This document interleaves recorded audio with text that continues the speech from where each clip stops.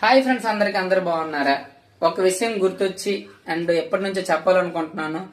ఈ రోజు అయితే చెప్పాలని మరి ఎందుకో నా హృదయంలో అయితే ఒక ప్రేరేపణ కలిగింది. అదేంటంటే అన్నదమ్ములుగా పుట్టిన వాళ్ళు, లేకపోతే అక్క చెల్లెలుగా, అక్క తమ్ముళ్ళుగా, ఇలాగా తోడబుట్టిన వాళ్ళందరూ ఎంతో మంది డబ్బుకు లోబడు, ఈ లోకంలో ఉన్న ఆస్తులు అంతస్తులకు లోబడు పెరుగుతున్న కొద్ది వాళ్ళ బంధాలని తెంపులు చేసుకొని కాపురాలు పెట్టుకొని వాడెవడో వీడెవడని చిన్నాన్న పెదనాన్న పిల్లలు అందరూ కూడా విడిపోయి వాళ్ళ బంధాలకి అనుబంధాలకి ఉండే తీపిని అనురాగాన్ని అనుభవించలేకపోతున్నారు.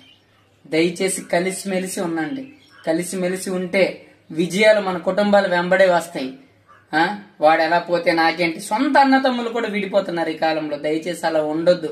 కలిసిమెలిసి ఉండండి. డబ్బు శాశ్వతం కాదు, బంధాలు శాశ్వతం. భగవంతుడు అలాంటి కుటుంబాలనే దీవిస్తాడు. God bless you.